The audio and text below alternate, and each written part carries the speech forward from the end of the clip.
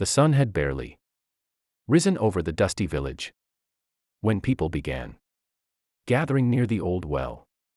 Morning in the village usually carried the sound of laughter and greetings. But today something felt different. The air was heavy, filled with whispers and sideways glances. A young woman named Amara sat quietly on the ground near a cracked mud wall. Her eyes were swollen from crying, her clothes faded and worn. She had not slept. She had barely eaten. And yet, she stayed there, staring at nothing, as if waiting for the world to explain why it had suddenly turned against her. Beside her stood her mother, Nala, holding her shoulders tightly, tears streaming down her face. "Stand up," Nala whispered softly. "Don't let them see you broken." But Amara couldn't move. Because just a few meters away, the man she once trusted more than life itself stood with his arms crossed, ignoring her completely. Kofi. The man she married. The man who promised forever. The man who now refused to even look at her. He wore the same tired clothes he always had. Yet today he carried himself differently, distant, cold, almost ashamed to be connected to her. Villagers stood behind him, murmuring among themselves, watching the scene unfold like it was entertainment. One old woman shook her head. "I warned her," she muttered. "Love built on dreams never survives reality." Amara heard it. Every word cut like glass. She slowly lifted her head, looking toward Kofi. "Kofi," she said, her voice trembling, "tell me what I did wrong." He didn't answer. Instead, he looked away. That silence hurt more than anger ever could. Years earlier, things were different. Amara had arrived in the village with nothing but hope. She worked hard, carrying water, helping neighbors, sewing clothes for children. She believed kindness built respect. And for a while, it did. That's when she met Kofi. He wasn't wealthy. He wasn't powerful. But he made her laugh. They built their life from scratch, sharing meals, sharing struggles, sharing dreams of something better. And when they married, the village celebrated with music, dancing, and firelight. Everyone believed their love would last forever. But time reveals truths people try to hide. As hardship grew, so did Kofi's frustration. Work became scarce. Money disappeared. And whispers began spreading through the village, blaming Amara for their misfortune. She brought bad luck. She isn't strong enough. She holds him back. At first, Kofi defended her. Then, he stopped. Then, he started listening. And eventually, he started believing. Back in the present, Amara forced herself to stand. Her legs shook, but she faced him. "I stood by you when we had nothing," she said quietly. "I believed in you when no one else did." Kofi finally spoke, his voice flat. "Belief doesn't feed a family." The words struck like thunder. Nala gasped. Villagers leaned closer. Amara swallowed hard. "So you abandoned me?" He hesitated, just for a second, before replying. "I choose my future." And with that, he turned his back on her. That moment shattered something inside Amara, but what no one realized was that this wasn't the end of her story. It was the beginning of something none of them could imagine. Because pain has a strange way of building strength. And sometimes, the person everyone ignores returns in a way that silences them all. Amara wiped her tears, held her mother's hand, and walked away from the village, not knowing where she would go. Only knowing she would never again beg to be valued. Behind her, the villagers whispered. Kofi watched her leave. And for a brief moment, doubt flickered across his face. But he buried it. Because he believed he had made the right choice. He had no idea that the path she stepped onto would transform her life. And one day bring her back not as the woman they pitied, but as someone they would never forget. And far beyond the dusty roads of that small village, opportunity was already waiting. Amara just hadn't discovered it yet. The road beyond the village stretched farther than Amara had ever traveled before. Dust clung to her worn sandals, and the midday sun pressed heavily against her shoulders. With each step, memories tried to pull her backward, laughter shared with Kofi. Evenings under lantern light. Promises spoken with certainty. But she kept walking. Because turning back meant accepting a life where her worth depended on someone else's approval. Her mother's embrace before she left still lingered in her mind. Nala had pressed a small cloth bundle into her hands, a little food, a few coins, and a whisper of strength. "You are more than their judgment," she said. "Go prove it to yourself." Those words echoed as Amara reached the edge of a nearby town. Compared to her village, it felt alive, markets buzzing with voices, traders calling out prices, children weaving through crowded pathways. It was overwhelming. For the first time since leaving, fear crept in. She had no home here. No friends. No certainty about tomorrow. Yet something inside her refused to collapse. She approached stalls asking for work, carrying goods, cleaning floors, sewing repairs. Most turned her away with polite smiles or dismissive glances. Hours passed. The sun dipped lower. Hunger began replacing determination. Then, at the corner of a fabric shop, she saw an elderly woman struggling to lift a heavy crate. Without hesitation, Amara stepped forward. "Let me help you." The woman studied her, cautious but tired, then nodded. Together they carried the crate inside. The shop smelled of dyed cloth and woven cotton. Rolls of vibrant fabric lined the walls. Amara's eyes lingered on them longer than she realized. "You sew?" the woman asked suddenly. "A little." That answer changed everything.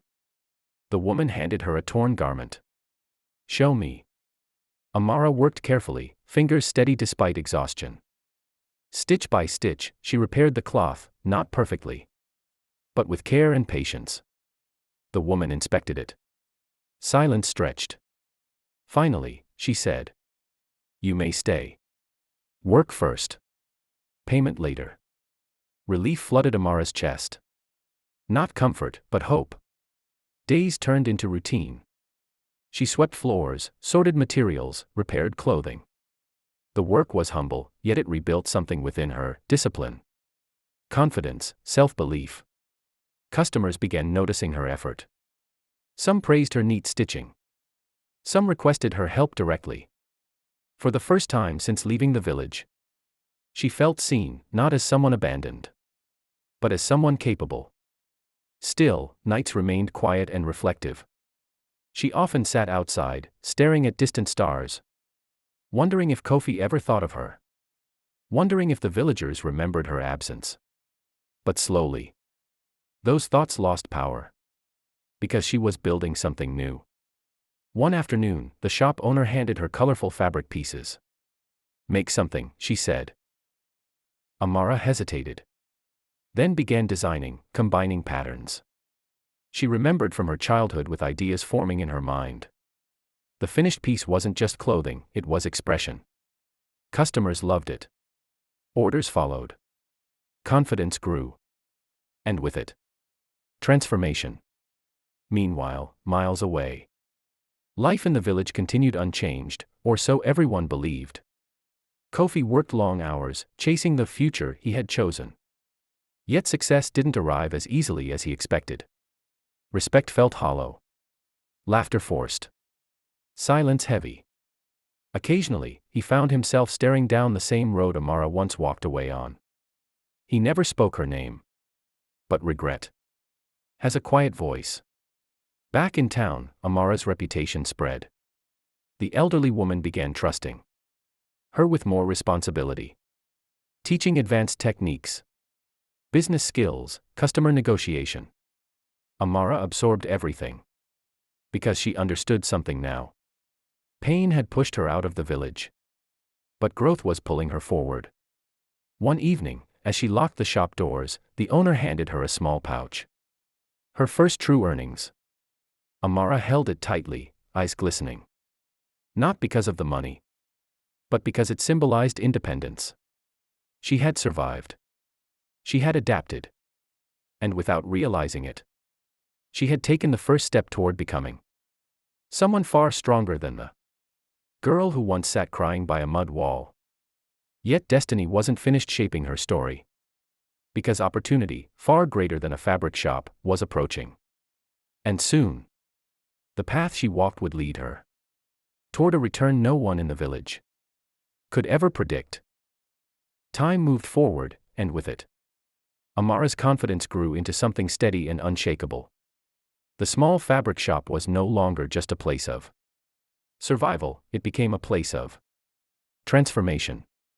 Every stitch she made carried intention. Every design reflected her growing identity. Customers started requesting her by name. "Where is the young woman who repaired my dress? Can she make something new for my daughter?" At first, she answered shyly. But over time, her voice strengthened. She spoke with assurance, explaining designs, recommending fabrics, negotiating prices. She realized something powerful: people valued not just her work, but her presence. One afternoon, a traveling merchant entered the shop. He examined the garments displayed on the walls, running his hands over the fabric thoughtfully. When he picked up one of Amara's designs, his eyes narrowed with interest. "Who made this?" Amara stepped forward. "I did." He nodded slowly. "This style. It's different. Fresh. You should be selling beyond this town." His words lingered long after he left. That night, Amara couldn't sleep. She kept thinking about possibility, about horizons larger than anything she had dared imagine. Days later, the shop owner approached her. "You have talent," she said. "It's time you use it fully." She offered Amara the chance to manage orders, handle customers directly, and experiment with new creations. It wasn't just responsibility, it was trust. Amara embraced it. She began blending traditional patterns with modern cuts, bright colors with bold shapes. The results drew attention. People from neighboring towns traveled just to see her work. Her name spread quietly. And with recognition came opportunity. She saved her earnings carefully, learning about supply costs, market value, and negotiation. She observed how businesses grew, how reputation was built, and how consistency earned loyalty. Each lesson strengthened her independence. Meanwhile, back in the village, life hadn't evolved the same way. Kofi's expectations of success had collided with reality. Work remained inconsistent. Respect didn't come automatically. The admiration he thought he would gain never fully arrived. Sometimes, during quiet evenings, villagers mentioned Amara. "She left strong," one said. "She'll either fail or return transformed." Kofi never responded. But the words stayed with him. Back in town, Amara's journey reached another turning point when she was invited to display her creations at a regional market event. It was larger than anything she had experienced: rows of artisans, music filling the air, buyers exploring unique crafts. She arranged her pieces carefully, hands trembling slightly. Then customers arrived. Questions followed. Purchases followed. Compliments followed. By sunset, she had sold more than she ever thought possible. That moment changed her perspective forever. She realized she wasn't just surviving anymore, she was building influence. That evening, she stood beneath the fading light, holding her earnings, feeling gratitude wash over her.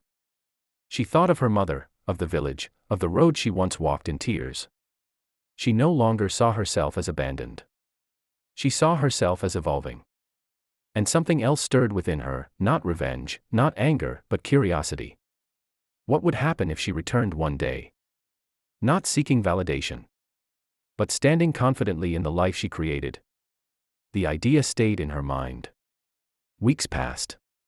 Success continued growing. She invested in better tools, better fabrics, and eventually began mentoring younger girls eager to learn sewing. She shared knowledge freely, because she remembered what it felt like to be uncertain and alone. Yet destiny was preparing another chapter. One that would bring her face to face with her past. Not as the woman who was ignored, but as someone who commanded respect simply by existing. And when that moment arrived, the entire village would witness how much she had changed. Seasons shifted. And with them Amara's life entered a stage she once believed impossible. What started as learning to stitch fabric had grown into leadership, creativity, and independence. Her designs were now recognized beyond town borders. She was no longer simply assisting, she was shaping direction. One evening, while reviewing orders, the elderly shop owner sat beside her. "You've outgrown this place," she said gently. Amara looked up, surprised. "This shop gave me everything," she replied.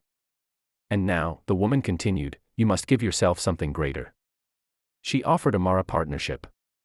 A chance to open a small tailoring space under her own name. Not charity. Not pity. A business decision based on merit. Amara's hands trembled slightly. Years ago, she had nothing but uncertainty. Now, someone believed in her abilities enough to invest in her future. She accepted. The following months were filled with preparation, renting a modest space, arranging equipment, sourcing materials. Every task required courage and patience. But with each completed step, confidence replaced fear. On the day the shop opened, sunlight streamed through the doorway, illuminating the sign bearing her name. Amara stood quietly inside, taking it in. Not pride, but gratitude.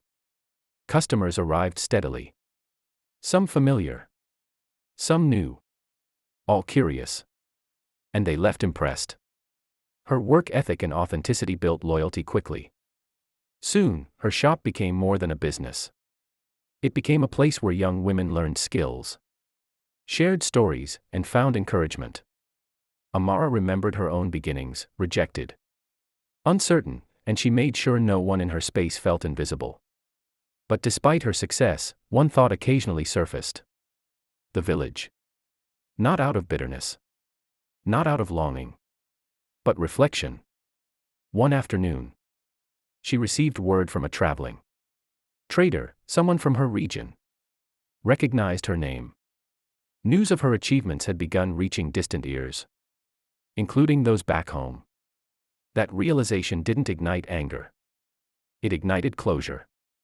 After days of consideration, Amara made a decision. She would visit. Not to prove anything. Not to seek apologies. Simply to acknowledge how far she had come. The journey back felt different from when she left. This time, she carried confidence instead of pain. Purpose instead of uncertainty. When she reached the outskirts, familiar sights returned: the well, the mud walls, the narrow pathways. Villagers noticed her arrival. Whispers began instantly. "Is that Amara? She's changed. Look how she carries herself." She walked calmly, greeting elders respectfully, showing neither arrogance nor hesitation. And then she saw him. Kofi stood near the same gathering place, older in expression, quieter in posture. Life had shaped him too, though differently. Their eyes met. Silence stretched. Memories hovered between them. He approached slowly. "You've done well," he said at last. Amara nodded politely. Life teaches us all. No accusation. No bitterness. Only composure. That unsettled him more than anger could have. Villagers watched closely, sensing something profound in the exchange. Kofi hesitated before speaking again. "I didn't expect this," Amara replied calmly. "Neither did I." The moment ended not with conflict, but understanding. She had returned not seeking validation, but demonstrating transformation. That evening, she visited her mother. Tears of joy replaced tears of sorrow. Pride filled the room as stories were shared. Laughter returned, and healing unfolded. The village no longer saw the abandoned girl. They saw resilience. And as night fell, Amara realized something important. Her journey wasn't about proving others wrong. It was about proving herself capable. Yet one final chapter remained. A closing reflection that would define her story not by struggle, but by legacy. Morning sunlight spread across the village as Amara stepped outside her mother's home. The air felt familiar, yet different, not because the village had changed, but because she had. Children played nearby, villagers moved through their routines. And life carried on as it always had. But this time, when people greeted her, their voices carried warmth and respect rather than whispers of doubt. Transformation doesn't always arrive loudly. Sometimes it reveals itself quietly, in the way others begin to see you. And in the way you see yourself. Amara spent several days reconnecting, listening to stories, and sharing her experiences. She didn't boast about her achievements. She simply spoke honestly about hardship, learning, and perseverance. Young girls gathered around her often. How did you leave? Were you afraid? How did you succeed? She answered gently. Yes, I was afraid. Yes, I failed many times. But fear and failure are not endings, they are lessons. Her words planted seeds of inspiration, not just admiration, but possibility. Meanwhile, Kofi observed from a distance. Watching her interact with the community stirred reflection within him. He remembered the version of her he once dismissed, and compared it to the composed, confident woman standing before him now. One evening, he approached her again. I misjudged you, he admitted quietly. I thought strength meant immediate results, not patience and growth. Amara listened calmly. We all learn in different ways, she replied. What matters is what we do after learning. There was no hostility between them, only understanding shaped by time. Some relationships aren't meant to return to what they were. Some exist only to teach. And this was one of them. Before leaving the village again, Amara gathered the young women interested in learning tailoring skills. She arranged future training opportunities in her town, offering them guidance and access to resources. It wasn't charity. It was empowerment. Because she knew firsthand what opportunity could do when someone believed in you. On her final evening, she stood near the road where her journey had begun years earlier. The same place where tears once blurred. Her vision and uncertainty clouded her path. Now she stood steady. Not triumphant over others, but proud of herself. She realized something profound. Revenge isn't always about confrontation. Sometimes the greatest response to rejection is growth. The greatest answer to doubt is achievement. And the most powerful closure comes from peace within yourself. As she walked away once more, this time by choice, villagers waved farewell. Her mother embraced her tightly. And respect followed her steps. Her story would remain in that village, told not as tragedy, but as inspiration. A reminder that beginnings don't define endings. And by the quiet, unshakable truth that a person's value is never determined by who leaves them behind, but by how boldly they move forward.